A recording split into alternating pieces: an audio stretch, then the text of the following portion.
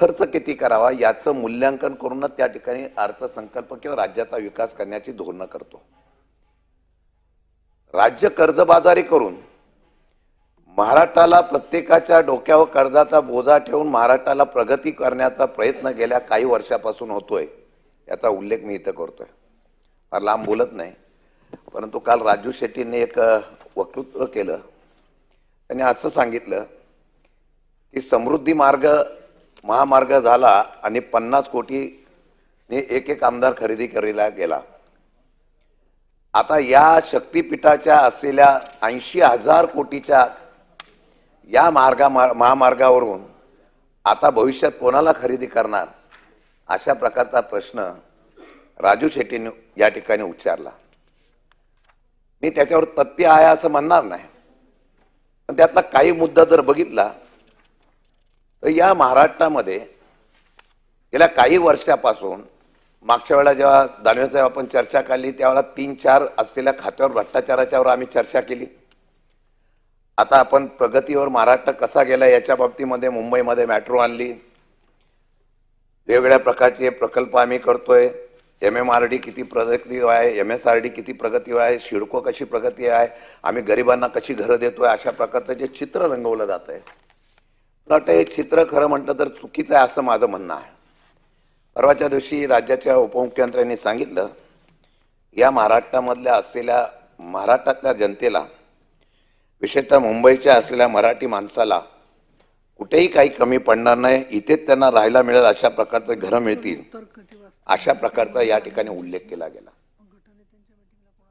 खरं म्हटलं तर गेल्या काही वर्षापासून या मुंबई महानगरपालिकेपासून या राज्यकर्त्यांनी जिल्हा परिषद असतील, नगरपंचायत नगरपालिका असतील निवडणुका कधी घेतल्याच नाही। हे कारण वेगळी होती।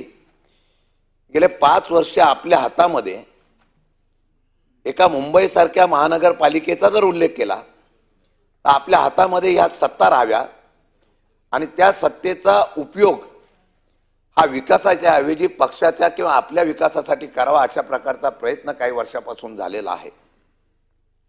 म्हणून बँकेमध्ये असलेली फिक्स्ड डिपॉझिट प्रत्येक महानगरपालिकेची गेल्या 2 वर्षामध्ये किती काढली गेली याचा खुलासा खरं म्हणतं तर आजच्या या चर्चेमध्ये होणं गरजेचं आहे। म्हणजे आपल्या घरामध्ये पैसे नसताना दिवाळी साजरी करण्याचा प्रयत्न जो झाला आहे त्याचा एकदा सत्य जनतेच्या समोर आलं पाहिजे। 7.5 लाख कोटीचं कर्ज आपण या ठिकाणी वाढवलं, पण हे वाढवत असताना सरकारच्या तिजोरीमध्ये असलेल्या महानगरपालिका, MMRD, MSRD, सिडको यांच्यामध्ये असलेले पैसे आपण त्यामध्ये ते पण काढले, ते या कर्जामध्ये कधी आलेले नाही। आणि मला वाटतं की त्याचा सुनील शिंदे वगैरे जास्त सांगतील। मुंबई महानगरपालिकेच्या फिक्स्ड डिपॉझिटमध्ये ज्याला कधी हात लावू नये अशा प्रकारच्या असलेल्या ठेवीवर सुद्धा आपण त्या ठिकाणी डल्ला मारला आणि महाराष्ट्राच्या प्रगतीचा आलेख तुम्ही समोर दाखवण्याचा प्रयत्न केलेला आहे।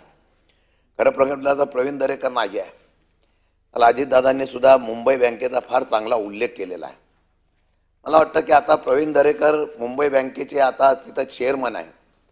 सध्या राज्याच्या दगडेक योजनेला, प्रत्येक योजनेला आता सरकारकडे पैसे नाही पण मुंबई बँक आता मदत करते असं चित्र निर्माण झालेलं आहे।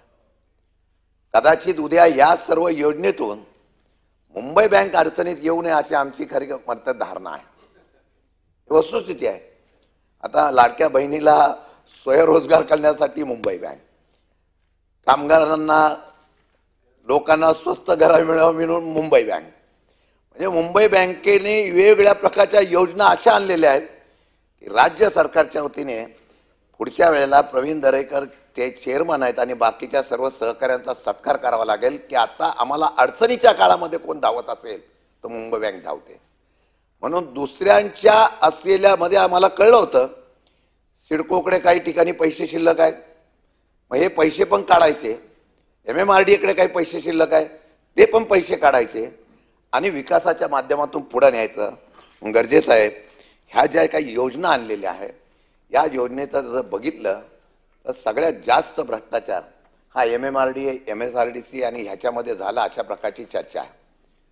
20% अभाव बिलं काढायची, 20% अभाव बिलं काढल्यानंतर त्या प्रकारची टेंडर काढायची गेले असं मी म्हणत नाही.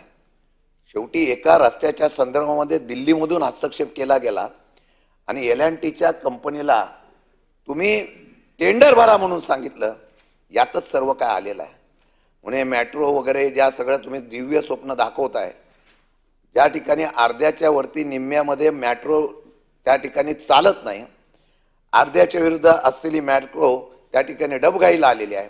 पण मेट्रो सगळीकडे चालली पाहिजे, शहरं विकसित झाली पाहिजे, खरं आहे. पण खिशामध्ये पैसे नसताना विकास का करायचा हा सुद्धा प्रश्नचिन्ह आहे. कालच्या भाषणामध्ये सुद्धा मी बघितलं, प्रचंड प्रमाणामध्ये विकासाचं एक नवीन दालन उभं करतो असं चित्र निर्माण केलं गेलं. हे दावस म्हणतात साहेब, त्या दावसवर मागे चर्चा झालेली आहे. इथले लोक तिकडे न्यायची आणि तिकडं करून आणायची, त्यापेक्षा इकडंच करार केला असता तर बरं झालं असतं. यादी बघितल्यानंतर त्यातले सगळे या देशातले आणि महाराष्ट्रातले आणि मुंबईतलेच होते. असो, शेवटी आपल्याकडं उद्योग क्षेत्र वाढलं पाहिजे, या बाबतीमध्ये कुठल्या प्रकारची भूमिका या ठिकाणी करता येत नाही. मी प्रामाणिकपणाने सांगतो, 2-2.5 वर्ष मी का नेहमी ह्या सभागृहामध्ये फोकस करतोय, मला माहिती आहे मुख्यमंत्र्यांना सुद्धा आता शिस्त लावायची आहे. कारण मागच्या कालावधीमध्ये जे झालेलं आहे त्याला कुठेतरी शिस्तीचा बडगा आला पाहिजे, म्हणून मुख्यमंत्र्यांनी काय काय योजनेला स्थगिती दिली. मगाशी परिवहन खात्याच्या बाबतीमध्ये मागे चर्चा झाली, म्हणजे प्रॉव्हिडंट फंडाचा रक्कम सुद्धा या ठिकाणी भरली गेली नाही, एवढं दुर्दैव आहे.